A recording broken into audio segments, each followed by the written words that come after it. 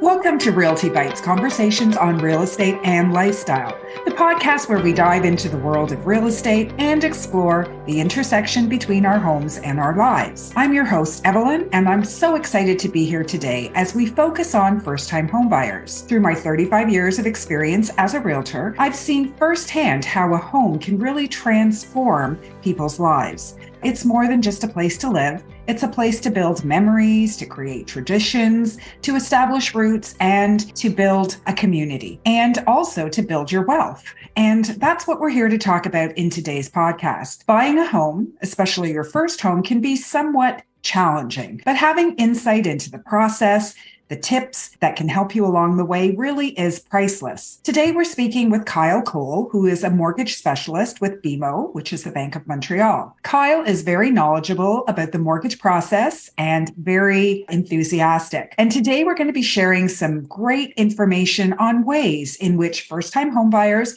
can get into the housing market, from what you need to know, how to get it, and the cost involved. So whether you yourself are thinking about buying your first home, or perhaps you know someone who is, tune in today's podcast so that you can learn some great valuable tips and share them with people that you know and love. So welcome, Kyle. Thank you so much for taking some time out of your busy day to join us today. Thank you so much for having me, Evelyn. I'm very excited to be a part of this podcast. So before we dive in, can you maybe share a little bit about yourself, your position with BMO, and a little bit about how you can help buyers? Absolutely. Yeah. So I've been with Bank of Montreal for just about 6 to 7 years now, doing mortgages for about 5. So from start to finish, the whole mortgage process, making sure the most important part is your lawyer getting the money at the end of the day. So I've been working with the Bank of Montreal in a few different roles, mainly going down the mortgage route. So I'm a mobile mortgage specialist all across the GTA. So anywhere from Toronto, even all the way over to Niagara. We do deal with all of Canada. That is definitely possible, but specifically, I like to meet my clients. So within the GTA is generally a little bit better. Okay, great. So you're flexible and you cover a wide range of locations. Fantastic. So as a mortgage mobile specialist, that means you can actually go to the client. They don't have to go to the branch. So it makes it really convenient and easy for them. Absolutely. So we can go to them wherever they are, available 24/7. So personally, I don't like getting calls at 1 or 2 in the morning, but definitely always willing to if client ever needs help. Okay, great. So in today's really evolving economy, what do you see as the biggest obstacle to first-time buyers as they're trying to get into the market? Yeah, great question. A lot of younger borrowers specifically, they like to jump into some sort of debt, whether it's student debt, which sometimes can be hard to avoid. But the main one is car loans specifically. But it's really tough once you do go to apply for a mortgage, being a younger person having that car loan, because it really affects the numbers in terms of getting approved. But also on the other end is the savings portion. So of course, getting out of school, getting a job right away, having to pay off some student loans,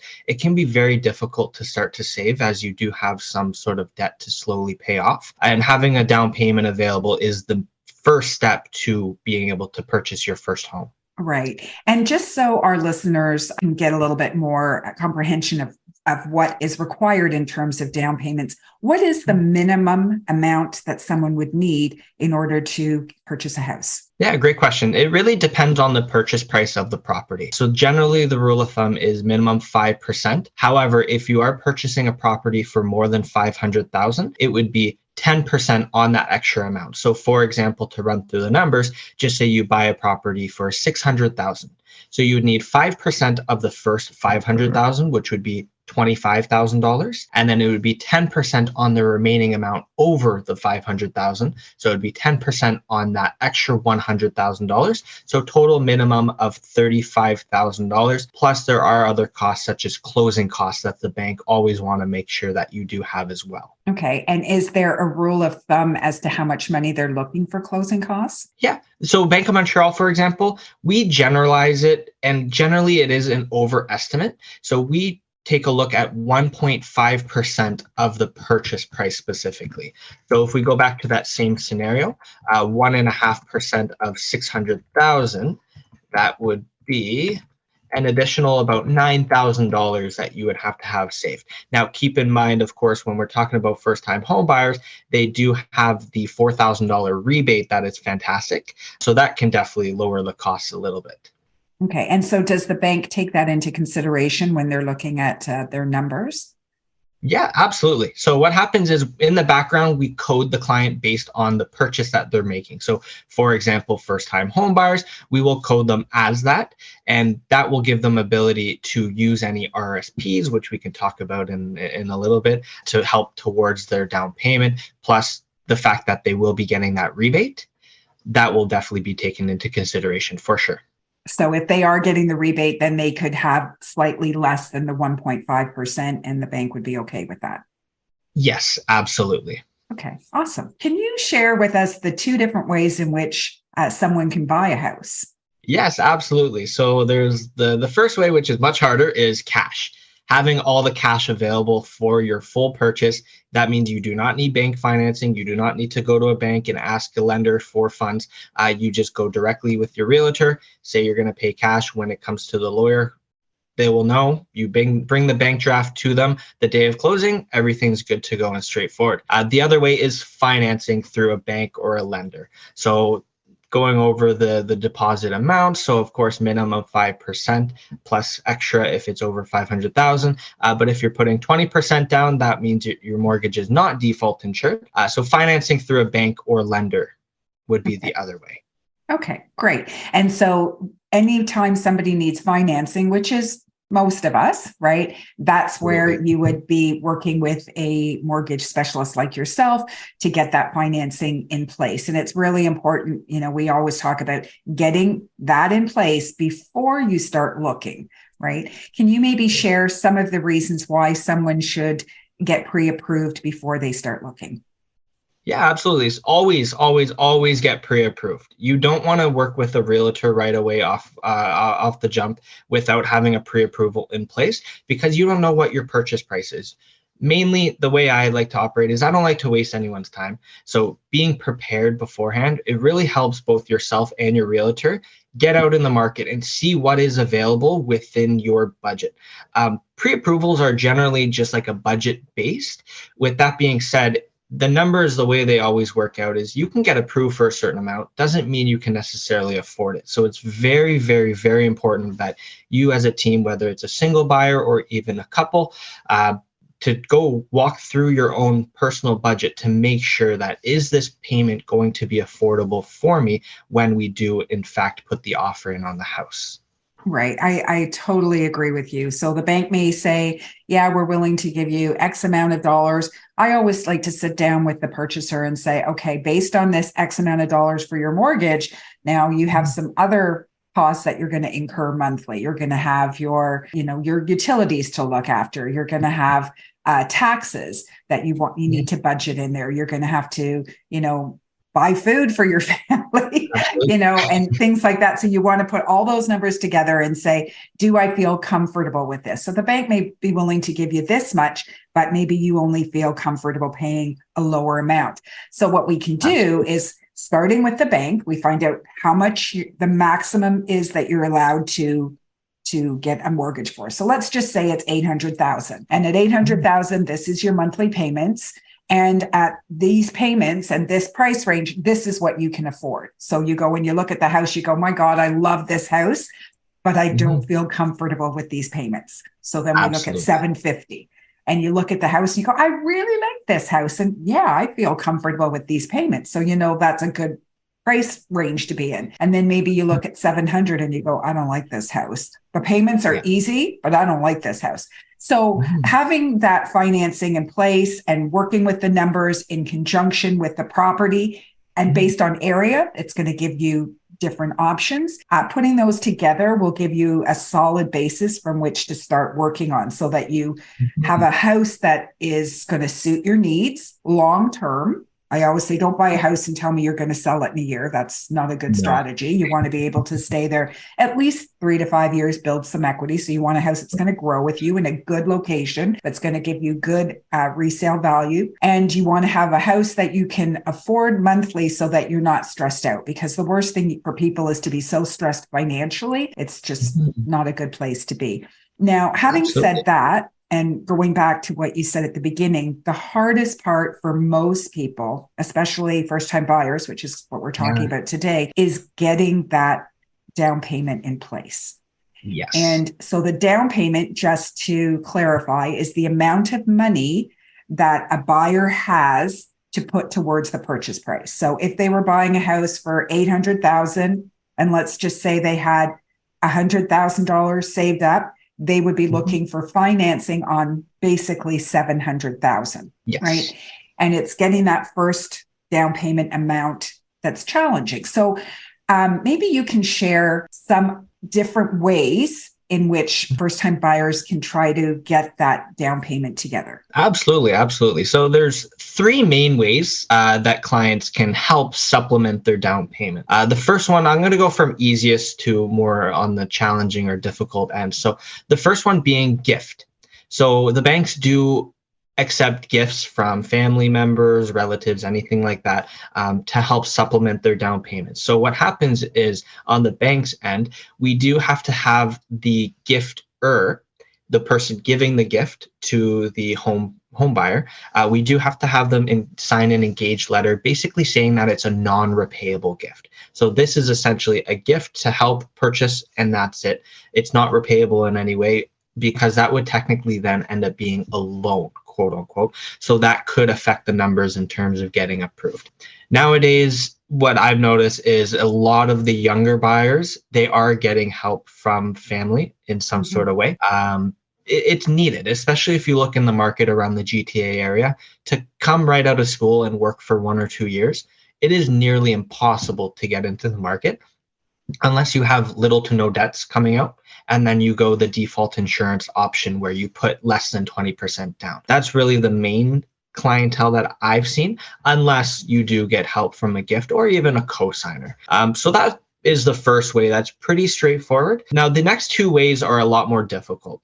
The reason I say that is because you essentially are going to be kind of leveraging yourself in terms of putting yourself into more debt to supplement your down payment to then get into the market. So of course, it is a long-term game. You do want to be in real estate for the long term. So you want to build up that equity over time. And this could help. Of course, timing the market is nearly impossible all the time, as we've seen with COVID, the roller coaster ride of housing prices. But definitely getting into the market earlier, although you are going to be leveraging, could benefit you in the long term. So the second option is borrowing from your own types of line of credits to then supplement your down payment. So now the positives are, of course, you're getting into the housing market. You're no longer having to pay rent. You're putting money into equity into your own property. Definitely the biggest pro in terms of this process. The con could be potentially is overextending yourself. So this is where the budget really comes into play. Is you're going to have to realize that now you're buying your own property. You have your own mortgage payment. You have your property taxes, your utilities, you have insurance. There's so much to it. If something goes wrong, you're going to have to pay for it as well. On top of that, just say a client takes out a loan through the bank or even from their own line of credit of $20,000 to $25,000 to supplement, there's going to be a payment on that as well. So that could be a negative in terms of when clients overextend themselves. So that would be the second way. The third way is kind of difficult, but also same as a long-term strategy. So for example, what the Bank of Montreal offers is what's called an RRSP loan. So you could get a loan up to $35,000 if you've never put any money into your RSP to use as part of first-time home buyers. So how it works is you would first apply for this loan. All the money would go into your RSP. Now, keep in mind, the big benefit of this is you're going to be putting a large lump sum that year into your RRSP. So come tax season, you could get quite a bit of hefty tax return, maybe $8,000 to $10,000, depending on your income, that you could flip and put right back into that loan if possible. The good thing about these loans is they're spread out over a long 15 years. So the payment can be really affordable rather than using a line of credit, which the payment could be, $300, $400, $500 a month. So for example, about a $25,000 RRSP loan over 15 years, the payment is roughly about, I think it was about $95 biweekly. So definitely very manageable when considering these costs, especially if you don't have enough of a down payment. Now, going back to the RSP loan, the reason why it makes it so difficult, part of the first-time home buyers, which you can do after 90 days when putting the money into the RSP, you will have to pay that back over the next 15 years as well. So what makes this difficult is, just say you go through this whole RSP loan process. Now, before you bought your house, you don't have any payments. Now you bought your house. You have your mortgage payment now, property taxes, everything that comes with it. You have the RSP loan that you will have to pay back on a biweekly basis. And lastly, you will have to put money back into your RSPs as part of the first-time home buyers process of $35,000 spread out over 15 years. So that would be another annual expense that you would have to calculate. So for example, that would be an extra $2,300 yearly that you would have to put into your RSP again. This is why it is definitely an option for clients to use, although it is a very, very difficult option because you have to run through many different budgets to make sure that you are able to pay back the RSP loan, pay back the money into your RSPs, and then also afford your mortgage payment. Okay, so speaking on that, if they were unable to pay that $2,300 at the end of that year, so every year they have to pay 1/15 of the amount that they take out, so $2,300. If they don't pay that $2,300 that year, they could pay part of it. Is it if they don't pay all of it or part of it, then that part of the income? So say they paid $300 back, but they're missing $2,000. That $2,000 is added towards their income and they're taxed on it for that fiscal year, correct? I believe so, yes. When it comes to the income tax side, that's more of the investment side. That's not something that I personally specialize in. This is definitely something to come back to and find the answer to, for sure. Right. And that's something they may want to speak to their accountant with, Absolutely. right?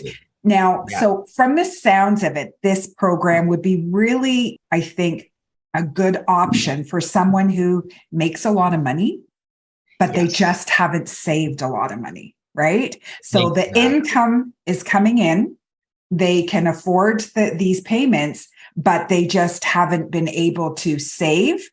Maybe because they haven't been in the job a long time, or they've just had a lifestyle where they spent their money and now they're like, okay, I'm going to focus and get into buying a house.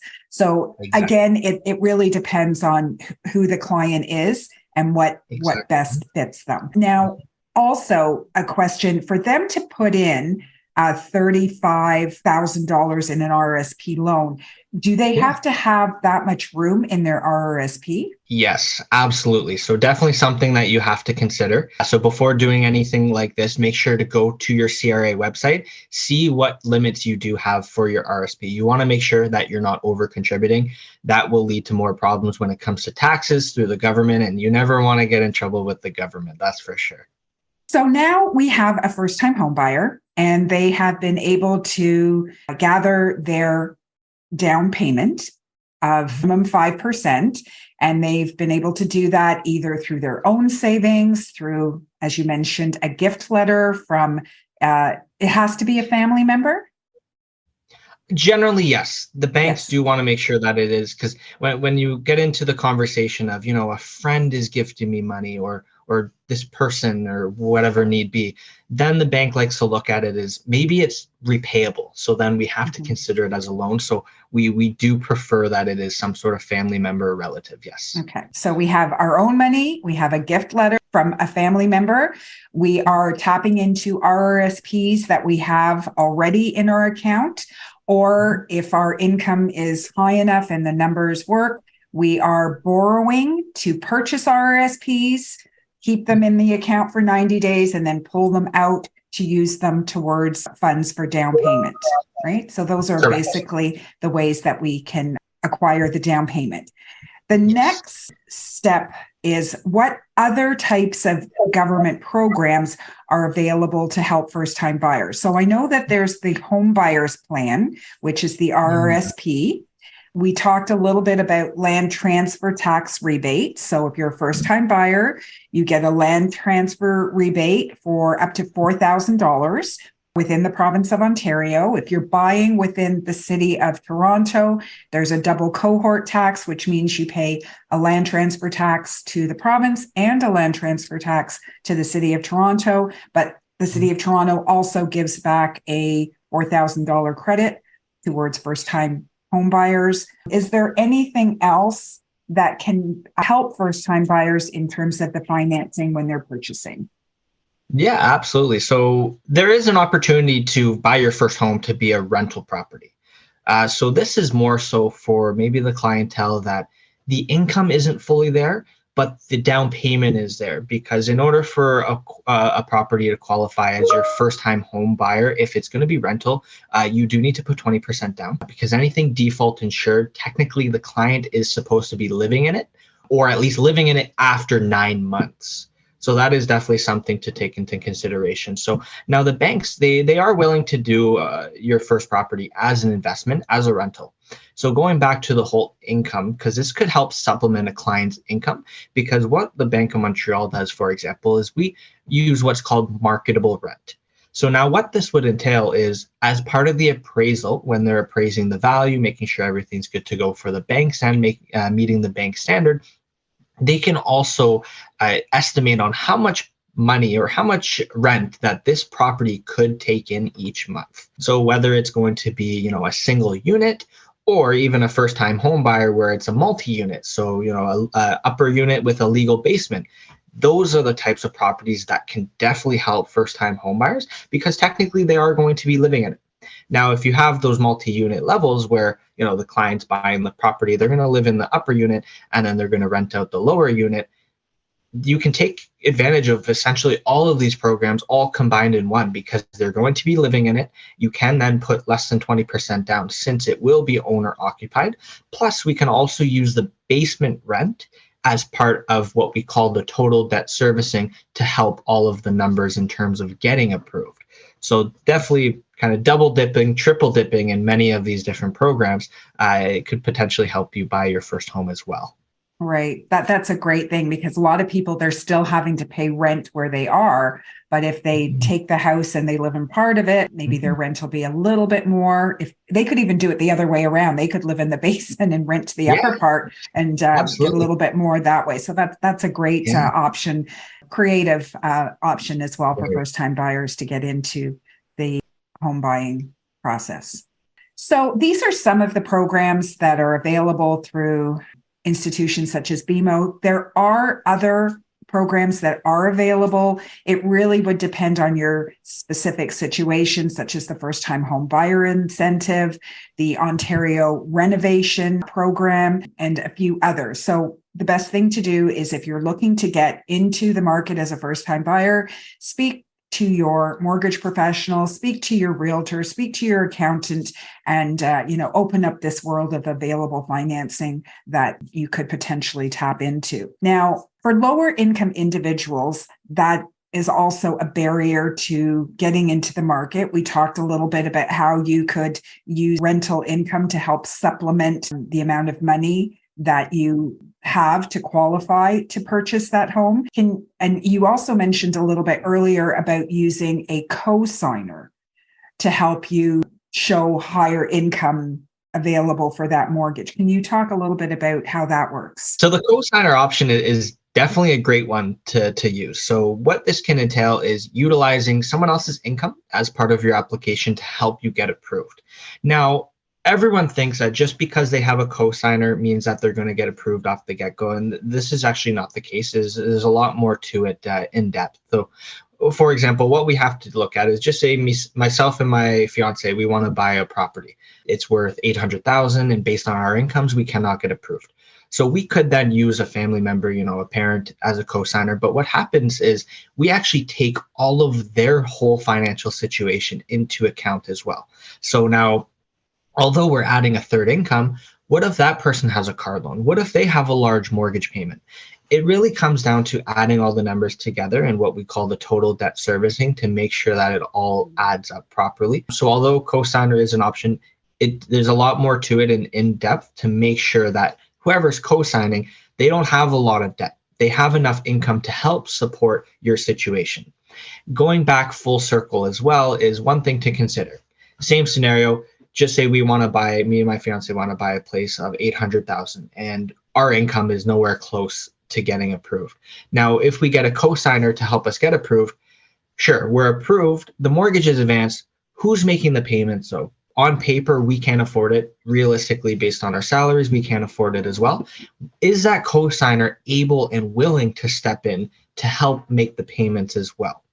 Because that's always a miscommunication that people don't understand is although co-signing, they are equally liable for the debt.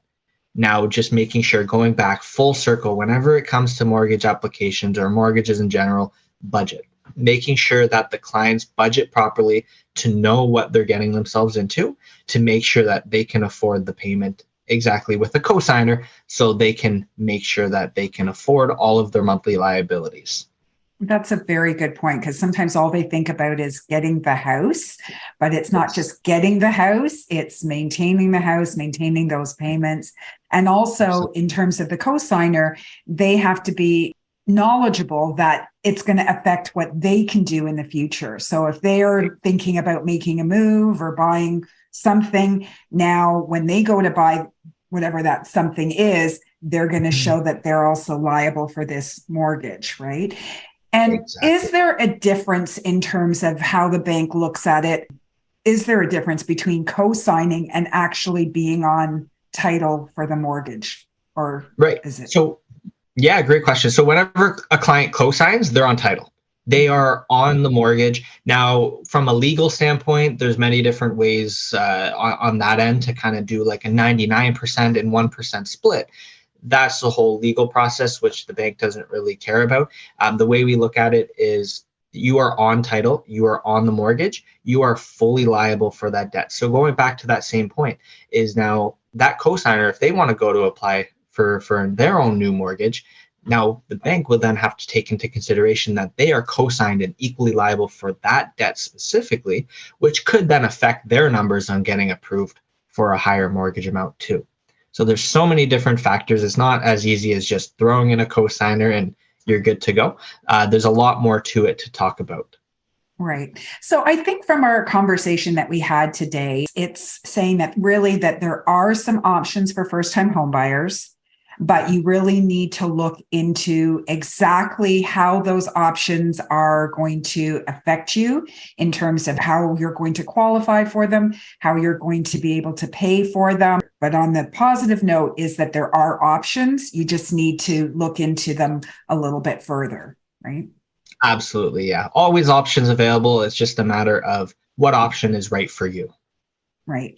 And if you were to give a piece of advice to a first-time homebuyer, what one piece of advice would you want to share? Yeah, honestly, don't overextend yourself. From changing from either if you're renting or living with family to then going into automatically having all the expenses. So the perfect example is for myself is I lived with my family before and then we just bought a place. Now, people don't generally understand is food. When you're paying for all the food yourself, especially with this inflation, it is not fun. I miss coming home and having a nice home cooked meal. My parents paid for, everything's good to go. So being on your own on that aspect of things, it can be difficult and you never want to overextend yourself. And I will always go back to the budget. Make sure that you understand your own budget and not overextending yourself. Nobody wants to be what's called house poor, which is everything's going into your mortgage, everything's going into your house and your expenses, where you can't live a life that you want to enjoy. So budget is always, always, always going to be the top priority to make sure that the client can afford it. Okay. So one other way in which first-time home buyers can get into the market is to buy a home with somebody, like a friend or something. So neither of you can afford something on your own, but together you can potentially be able to afford that. So maybe you can speak to how the bank would look at that. Yeah, absolutely. It's just the exact same situation where there's two home buyers going in 50-50 or whatever the split is, again, all on the lawyer's end. But definitely buying something with your friend can be a good idea. So now it's the same thing where you want to have that conversation with that person that you're buying the property with is time frame, timeline, and life. So now what if one person ends up finding someone and they want to then go and venture out and buy their own place? Now you're going to be stuck on the hook where you're going to have to sell unless there's other situations where refinance, that's a whole different conversation. But time frame now, because you want to make sure that you guys are on the same timeline on when you guys are going to be splitting ways, if you guys are going to be splitting ways, and making sure that both of you guys will 100% agree with those decisions that are made. So it can be definitely be very difficult, but it does definitely help when it's two incomes kind of coming together on a mutual agreement. Right. And so I've helped a lot of first-time buyers who've got into the market that way. Two friends get together, they buy a house, and I always say to them the exact same thing that you have said. And what we've talked about before, we don't buy a house for 1 year, we buy it for 3 to 5 years. So if they're both on that, say, 3 to 5 year plan, they both feel that they are compatible living together as well. And then what I would do is I would work out exactly what happens if one person wants to go. So they may say, if one person wants to go, the first option is the second person can buy out the first person. If they can't both buy out, then they both agree. At that point, the property will be put up for sale and the proceeds will be split.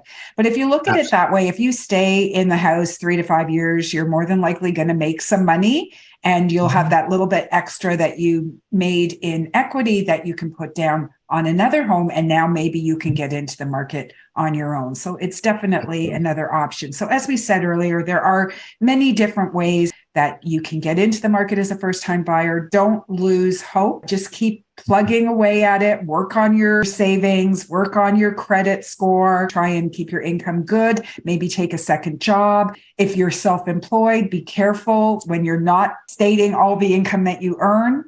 Yes, you're paying less taxes, but it's also going to affect you when it comes time to get that mortgage. So take all those things into consideration. Think about what you're wanting to do, such as buy a house and move forward, knowing what your options are and how your actions will affect what you can and cannot do down the road. So if our listeners would like to get in touch with you, Kyle, what's the best way for them to do that?